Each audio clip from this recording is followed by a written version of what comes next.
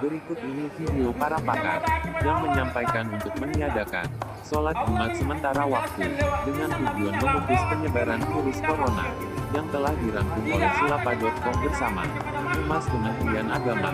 Selamat menyaksikan.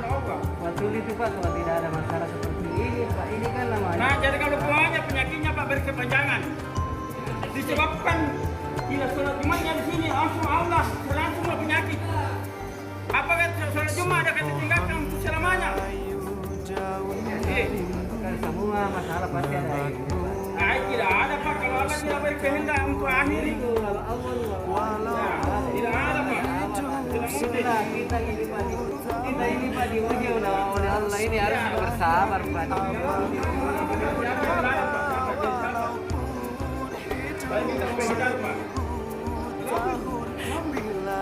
Siapa yang melarang di sini Pak?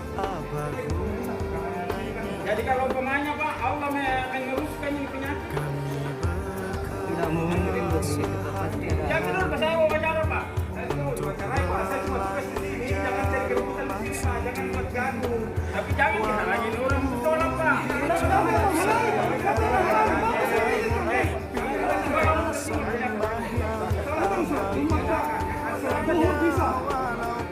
Tidak, Anda update tidak? Saya dengar Pak, saya bertanya Pak. Bapak ini melarang orang sholat Jumat di sini atau mengizinkan? Kalau Bapak melarang, saya mau tanya Pak, Bapak silakan bicara Pak. Berarti saya bisa dong sholat Jumat di atas. Salah tujuh Pak yang ada di Saya sini. bisa dong Bapak, saya sholat Jumat. Tidak ada salat Jumat hari ini Pak. Kenapa tidak Ada salat Jumat. Itu aturan pemerintah Pak. Kita itu aturan. Kalau Anda mau bertanya, silakan bertanya ke pimpinan pusat. Jangan jadi kekurangan penyakitnya, pemerintah melarang selamanya. Ini kan gara-gara penyakit ini sampai dilarang orang sholat Jumat. Gara-gara penyakit. Tinggalkan dari perdebatan. Tidak usah berpikir di sini. Anda benar, Anda kan seorang ustaz. Iya. Seorang ustaz kan. Iya, saya mau wawancara Pak. Saya seorang ustaz. Saya juga dari wartawan. Saya dari pemantau kinerja. Kami tidak mau berdebat di Negara Pak. Kami tidak mau berdebat Ini di Pak, sini. baca ini Pak. Tidak perlu Pak. Saya juga di sini tugas Pak. Tidak perlu baca. Ini saya mau tahu tuh Pak. Bapak ini melarang di sini sholat Jumat. Iya, sudah. Silakan tinggal perdebatan. Kalau tidak mau saya Kami kita di atas.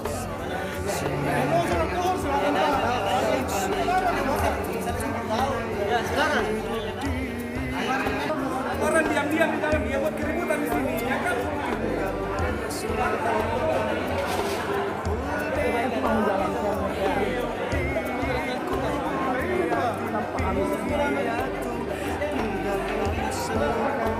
Sebentar Pak, ada ceramah sesudah. Pandemi COVID-19 masih belum berakhir, masyarakat terus diimbau untuk melakukan sosialisasi berjarak agar physical distancing, termasuk dalam hal ibadah, khususnya sholat Jumat yang harusnya digelar hari ini. Lantas bagaimana umat Islam menyikapi kondisi ini? Kita akan membahasnya bersama dengan Ustadz Dasyat Latif. Assalamualaikum, selamat sore Ustadz Dasyat Latif. Waalaikumsalam warahmatullahi wabarakatuh. Ustadz, bagaimana dari sudut pandang agama Ustadz melihatnya sholat Jumat? Ini sudah pekan ketiga kita sudah tidak menjalaninya Ustadz. Ini Bang, perintah sholat Jumat itu jelas dalam surah Al-Jum'ah ayat 9. Itu secara global dikatakan wajib mendirikan. Apabila sudah tiba saat sholat Jumat, panggilan azan, wajib untuk mendirikannya. Nah, kemudian didukung oleh hadis ya yang mengatakan Rasulullah SAW bersabda, siapa yang meninggalkan, ini teks Indonesianya ya, siapa yang meninggalkan sholat Jumat sebanyak 3 kali dengan meremehkannya, catatannya garis besar, stabilo cetak miring, meremehkannya, bahasa Arabnya tahawunan, ya, di situ ada kata meremehkannya, maka ancamannya Allah menutup hatinya. Nah, sampai di sini ulama-ulama tafsir hadis memaknai dua hal. Pertama, ditinggalkan secara berturut-turut, ya, 3 pekan berturut-turut. Kemudian ada juga ulama memaknai 3 kali selama seumur hidupnya, tanpa alasan, artinya meremehkan. Orang Makassar bilang, nanggap biasa-biasa Ji, ya. Maka inilah yang dihukum ancaman ditutup hatinya. Kalau mereka yang meremehkan sholat, dengan sengaja meremehkan sholat, Imam Syafi'i menghukumnya, maka dia melakukan dosa besar dan hukuman mati buat dia. Ini kalau meremehkan. Tapi Imam Ahmad lain lagi. Kalau dia katakan meninggalkan secara bertahap, berturut-turut 3 hari lamanya, 3 kali lamanya, kemudian disuruh bertobat dan dia tidak mau, maka dia divonis dengan keluar dari Islam. Kalau Imam Syafi'i lebih keras, dia dihukuman mati dengan catatan ada unsur kesengajaan, meremehkan. Apa yang dimaksud meremehkan? Azan Jumat tinggal main domi, azan Jumat tinggal main musik. Ini dimaksud meremehkan. Sementara untuk kondisi sekarang tidak ada unsur meremehkannya, malah unsur yang ada adalah daruriyah. Ini darurat, ada unsur, ada uzur. Apa unsur di dalamnya? Menghindari penularan penyakit. Dalam Islam, maqasid syariah, tujuan dihadirkannya hukum Islam ada 5. Satu diantaranya hifsun nafas, memelihara jiwa. Maknanya, semua hukum menjadi halal ketika jiwa kita terancam. Nah, sekarang virus corona, ternyata data dan fakta menunjukkan di kerumunan massa itulah potensial menyebarkan virus, termasuk di dalamnya perkumpulan dalam sholat Jumat. Nah, saya yakinnya kita meninggalkan sholat Jumat ini bukan karena kita meremehkan, tapi kita menghindari musibah dan memutuskan mata rantai penularan virus. Nah, kalau kita taat dengan anjuran pemerintah, mengikuti majelis ulama, dengan tidak sholat Jumat dan mengganti sholat zuhur, insya Allah menjadi ibadah, dapat pahala. Jangan lagi ada istilah atau paham-paham yang kedengarannya manis tapi menyesatkan. Seperti apa? Dia katakan, ini kan perintah Allah, semua sudah ditakdirkan Allah, ini makhluk Allah, tidak boleh kita menghindarinya. Ini paham yang sangat keliru. Kalau ini benar, maka mengapa Rasulullah SAW bersabda, kalau engkau melihat atau mengetahui suatu wabah, maka berlarilah engkau seperti engkau melihat harimau. Nah, saudaraku, dimanapun Anda berada, tidak ada pilihan lain. Kita harus mengikuti anjuran pemerintah, dan ini sudah dibahas dan diskusikan oleh majelis ulama. Majelis ulama ini himpunan orang-orang yang bidang ilmunya memang sudah paten di situ. Bukan orang yang baru belajar agama di YouTube 2-3 menit. Coba, sangat sederhana memahami hal ini. Mana ada alim ulama yang panik dengan tidak sholat Jumat. Mereka yang panik dengan tidak sholat Jumat ini ada orang mereka yang tidak jelas juga pengetahuan agamanya, lalu menyebarkanlah berita-berita di medsos yang mereka sendiri tidak memahami. Ingat, ketika kita belajar hadis, ada ilmu yang harus kita pahami juga, dan tidak boleh jauh dari ilmu hadis ini adalah asbabul wurud. Kalau Quran asbabul nusul, asbabul wurud. Apa maknanya? Sebab hadis ini disampaikan oleh Rasulullah Muhammad SAW. Nah, untuk konteks sekarang ini, meninggalkan sholat Jumat 3 kali berturut-turut, saya kira tidak pada apa yang diancamkan oleh Nabi, tertutup hatinya. Sekira demikian. Baik Ustadz, lalu bagaimana menyikapi perbedaan di tengah masyarakat yang tetap sholat Jumat dengan menerapkan physical distancing? Usai jeda Ustadz dijawabnya. Kita harus pariwara berikut ini, pemirsa akan segera kembali. Kabar petang. Masih bersama dengan Ustadz Dasat Latif. Ustadz, sekarang kan kita 3 kali berturut-turut dalam 3 pekan ini tidak menjalankan sholat Jumat. Namun bagaimana menyikapi perbedaan di tengah masyarakat yang tetap menggelar sholat Jumat, Ustadz? Ya, saya kira mereka memaknai hadis ini, pertama ya, golongan pertama, mereka sangat ketakutan, girahnya terhadap agama dengan memaknai hadis ini bahwa 3 kali berturut-turut lalu mereka ditutup hatinya. Gira yang tidak disertai dengan pemahaman agama yang mendalam. Ya, nah, ini orang-orang awam. Baguslah mereka hijrah lalu tetap melaksanakan sholat Jumat. Tapi disayangkan karena tidak disertai dengan pemahaman agama yang baik. Ya, di sini pun masih ada, tapi tidak seberapa banyak. Oleh karena itu, ulama dalam hal ini, para pakar mesti turun dan menyampaikan. Sekarang harus digunakan media-media sosial untuk menyampaikan hal ini. Pun kalau ada, saya melihat ada yang sholat Jumat tetap sholat Jumat dengan menjaga jarak, 1 meter satu orang. Nah, memang sah sholatnya karena syarat sahnya sholat jamaah itu bukan berdempetan, tapi dia rapatnya saf itu bukan dari syarat sahnya sholat, tapi hanya kesempurnaan.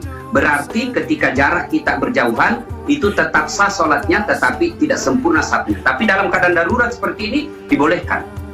Nah, cuma saya berharap tidak ada lagi sholat Jumat sebab resikonya lebih besar, ya. Meskipun ada yang saya lihat sebagian masjid dengan masuk di pintu masjid sudah ada apa situ? Lupa, enggak tahu apa kan namanya itu ya. Itu yang disemprot-semprot dari kepala. Nah, itu saya kira menurut penjelasan para ahli, saya bukan ahli di bidang patologi, menurut mereka ini tidak efektif. Nah, karena bisa jadi kuman atau virus yang ada di baju tidak tersebar, tapi yang dari mulut ketika dia di dalam masjid lalu dia bersin atau dia bernapas dan sujud di dalam tegel itu lalu ada virus di situ, itu yang bisa menularkan. Maka percayalah saudara-saudara yang menyaksikan tayangan ini bahwa bukan dosa, bukan maksiat ketika kita tidak menunaikan sholat Jumat seperti ini. Pada zaman Nabi, jangankan virus wabah seperti ini, jangan virus seperti ini. Hujan keras waktu itu, kemudian jalan becek, sholatnya asalnya waktu itu tidak lagi dikatakan hayya 'alas shalah, mari menunaikan sholat, tapi telah diganti dengan sholatlah kalian di rumah masing-masing. Coba, itu belum wabah. Coba kita lihat perjalanan wabah ini. Wabah ini ada seorang ulama besar di Mesir, namanya Imam Ibnu Hajar. Beredar wabah. Beliau diajak, ayo kita ke masjid, doa bersama. Beliau menolaknya. Dia menolak bahwa itu tidak pernah diajarkan oleh Nabi. Lalu beliau menolak. Tapi sebagian ulama tetap melakukan hal itu, doa bersama di masjid. Tapi apa yang terjadi? Setelah kejadian ini, maka wabah semakin meningkat. Kalau saya tidak salah, yang meninggal waktu itu lebih dari 1000. Baik. Nah, ini ada faktanya, ada datanya bahwa berkerumun seperti itu memudahkan terjadinya penularan. Maka saudara-saudara sekalian, ngeri virus, ngeri. Baik, Ustaz. Ya, saya selalu berdoa, ya Allah, kullu nafsin sa'iqatul maut. Semua pasti mati. Saya mau mati, pasti. Mau kemana bos? Pasti orang mati. Mau sembunyi atau tidak, pasti mati. Tapi kita berharap janganlah kita mati gara-gara virus COVID ini. Ya, kita tidak disolati sebagaimana biasanya, tidak dimandikan sebagaimana layaknya, tidak ada takziah malam pertama dilarang orang berkumpul. Maka saudaraku, pilihan terbaik seperti anjuran pemerintah dan WHO, tinggallah di rumah. Dan ulama juga sudah mendukung. Ini ulama bukan kaleng-kaleng. Dia bermusyawarah dengan segala ormas, dengan kemampuan ilmu yang baik. Tidak mungkinlah kita tahu dosanya, kita tahu bahayanya ketika kita bikin fatwa yang keliru. Dunia akhirat kita tanggung. Maka percaya saudara-saudara sekalian, jalan terbaik memang untuk sementara kita meninggalkan sholat Jumat dengan mengganti sholat duhur. Insya Allah akan dapat pahala. Ustadz, apa hukum meninggalkan sholat Jumat sampai 3 kali berturut-turut? Man tarakal jumu'ata, siapa yang meninggalkan Jumat salasa marratin 3 kali tahawunan berturut-turut, tahawunan karena menyepelekan Jumat. Kok nggak sholat Jumat? Alah, khotibnya baca koran. Kok nggak sholat Jumat? Aku ngantuk kali, lah sholat zuhur aja. Siapa yang meninggalkan sholat Jumat 3 kali berturut-turut karena menyepelekan sholat Jumat, taba'allahu ala qalbi, dikunci Allah hatinya.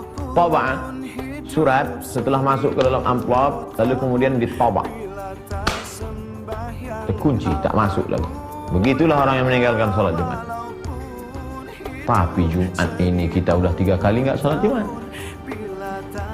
Kenapa? Karena wabah corona. Oleh sebab itu tidak termasuk kita ke dalamnya, karena ada sebab. 300 siswa sekolah anu terkontaminasi. Kenapa? Karena kalau sudah kena satu masjid. Ustaz Somad, ini persidangan hari ini pakai online. Bapak jaksa, bapak hakim, bapak polisi, bapak pengacara, dan narapidana terdakwa. Terdakwa tidak boleh satu majelis. Kenapa begitu, Pak? Karena kalau sampai dia terkena ini, si terdakwa ini masuk dia ke sel, di sel ada 1200, kena semuanya. Darul mafasid muqaddam ala jalbil masalih. Siapa yang menjamin bahwa sekarang ini steril? Kecuali ada alatnya. Ada alatnya macam kacamata detektor. Siapa yang punya corona nampak merah. Nampak merah sana, hijau masuk. Kalau itu bisa dipasang di pintu masjid. Semua yang masuk masjid ini steril, laksanakan sholat Jumat. Bisa, ada alatnya sekarang? Tak ada. Maka tak jadi sholat Jumat. Firra minal majzum, larilah engkau dari orang yang terkontaminasi kena penyakit menular ini. Firaraka minal asad, sebagaimana kau lari dari singa. Corona ciptaan Allah, saya pun ciptaan Allah. Oh, kalau gitu dibalik, singa ciptaan Allah. Hadapilah singa. Tapi Ustaz mengatakan corona itu jundun min junudillah. Bukan kata saya. 7 ulama di dunia ini mengatakan dia jundun min junudillah. Berdasarkan hadis Nabi dari riwayat Aisyah. Ya ba'athuhullahu, wabah penyakit itu dikirim oleh Allah azaban, menjadi azab liman yasha, bagi siapa yang dikehendaki Allah. Ada wabah itu menjadi azab bagi orang-orang yang dikehendaki Allah. Tapi bagi orang yang beriman, rahmatan lil mukminin, menjadi rahmat bagi orang beriman. Yang mestinya dia mati konyol berubah menjadi mati syahid. Pahami baik-baik. Permisi Ustadz, saya mau tanya, kalau semisal nggak Jumatan 3 kali sudah dianggap kafir. Lantas jika wabah corona ini sampai 1 bulan, berarti kita sudah tidak Jumatan 4 kali. Nah itu gimana ya Ustadz? Baik, bagus pertanyaannya. Memang ada keterangan dalam satu hadis yang diriwayatkan salah satunya oleh Imam Abu Daud. Nomor hadis 1052, rawinya Abi Al-Ja'i, ya, dari Rasulullah SAW. Beliau pernah bersabda, bima makna man taraka 3 juma'in tahawunan alaihi. Nah, tolong digaris bawahi kalimat tahawunan alaihi. Ya, taba'allahu ala qalbi. Siapa yang sengaja meninggalkan Jumat sebanyak 3 kali karena meremehkan itu, tahawunan alaihi itu menganggap ringan, remeh. Jadi kasusnya sengaja meninggalkan Jumat, bukan karena ada sebab tertentu yang secara syariat dia boleh mengganti Jumat dengan zuhur. Ingat ya, bukan sengaja meninggalkan Jumat karena ada sebab tertentu sehingga dia mengganti Jumat dengan zuhur. Nah, kasusnya berbeda. Maka di hadisnya dikatakan siapa yang sengaja meninggalkan Jumat sebanyak 3 kali karena meremehkan, menganggap ringan ibadah Jumat itu, maka taba'allahu ala qalbi, Allah akan menutup, memberikan cap kepada hatinya. Ya, taba'a sama dengan khatama, ya, sama dengan Al-Baqarah ayat ke-7 itu ketika Allah mengatakan khatamallahu ala qulubihim wa ala sam'ihim wa ala absarihim ghishawa wa lahum adzabun adzim. Maka diancam oleh Allah Subhanahu wa taala, hati-hati. Ya, nanti kalbunya bisa tertutup. Ya, kalau kalbu tertutup, pada akhirnya sulit menerima informasi. Nah, bukan hanya informasi-informasi yang dimaksudkan kebaikan-kebaikan, tapi pada puncaknya sulit menerima nur Allah Subhanahu wa taala. Karena itu kalau dengar azan ke telinga sudah nggak mempan lagi, nggak peduli dengar azan. Lihat orang ke masjid sholat sudah tidak ada kecenderungan untuk bisa mengikuti. Bahkan puncaknya ada yang anti. Awas, hati-hati nih. Hati-hati, puncaknya anti. Ya, mohon maaf, ya, azan jadi komplain, lihat orang salat jadi sewot. Nah, sekarang padahal ada tempat misalnya yang aman, ya, boleh jadi tidak ada isu virus di situ, tiba-tiba ikut komentar tutup masjidnya misalnya. Nah, ini aneh nih, saat masjid buka Anda tidak ada, ya, saat masjid sekarang ada corona ramai Anda minta ditutup, padahal orangnya nggak pernah ke masjid misalnya. Nah, itu juga hal yang penting untuk kita dudukan dengan cara yang baik. Jadi yang dimaksud kondisi sekarang corona ini kondisi yang berbeda yang dimaksudkan hadis yang tadi. Karena itu penting kita mengkaji secara detail sehingga tidak salah paham atau pahamnya yang salah. Jelas ya? Nah, dalam konteks orang tidak bisa Jumat, nah, karena kekhawatiran diduga menyebarnya virus misalnya corona ini, ya, apalagi misalnya mohon maaf di masjid-masjid simpangan, jalan, ya, atau sekarang seperti Istiqlal, kan? atau masjid-masjid yang di pinggir jalan yang kita nggak tahu siapa jamaahnya, mungkin dia membawa virus dan sebagainya, maka ada kebijakan di masjid tersebut tidak diselenggarakan sholat Jumat dan jamaah kemudian diperkenankan mengganti dengan sholat zuhur. Bahkan telah keluar fatwa MUI terkait dengan persoalan ini. Maka di sini pernah saya sampaikan berlaku hadis Nabi. Ya, idza maridal abdu aw safar kutiba lahu mithla ma kana alaihi muqiman sahiha. Kalau seorang hamba punya uzur, bahkan uzurnya pun ya bisa sakit, bisa karena penyakit tertentu, bahkan kalaupun nggak ada penyakit, safar kata Nabi itu, safar, perjalanan jauh ya, karena ada masyakkah, kesulitan tertentu. Jadi ilat perjalanan itu, sebab perjalanan itu bisa karena panjangnya jadi lelah, atau bisa karena kedua masyakkah, kesulitan dalam perjalanan itu yang menyebabkan ia tidak mampu mengerjakan rutinitasnya. Dia nggak bisa Jumat, kemudian dia kerjakan zuhur. Bahkan dalam waktu bukan Jumat pun dia berangkat, misal saya ingin katakan saya tinggal di Bekasi ini ya, kemudian saya akan ke Bandung, macetnya luar biasa, macet, saya sampai di kilometer 57, saya singgah di situ, situasi macet luar biasa, mungkin sampai ke Bandung maghrib gitu kan, sehingga tidak mendapati asar di tempatnya atau di jalannya. Maka saya jamak qashar ya, saya gabungkan zuhur dengan asar, saya persingkat jadi 2. Itu dalam situasi jamak qashar pun kata Nabi, Anda mendapatkan pahala sempurna seperti Anda biasa kerjakan sebelumnya dalam rutin. Jadi kalau Anda biasa ke masjid, dapat pahala ke masjid. Ya, dapat pahala komplit. Bahkan kalau Jumat pun Anda nggak Jumatan, Anda kerjakan zuhur, pahalanya dapat senilai Jumat. Itu hadis.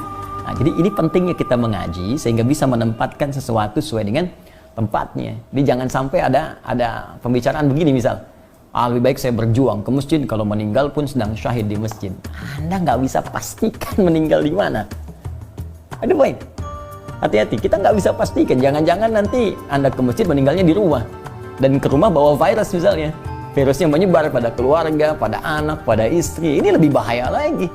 Ini carrier, Anda membawa nih, jadi agen pembawa virus kepada yang lain. Nah ini penting difikirkan di dalam konteks ini, dan Nabi telah memberikan solusi. Ya, Nabi telah memberikan solusi tentang persoalan yang dimaksudkan. Wallahu ta'ala a'lam bis-shawab.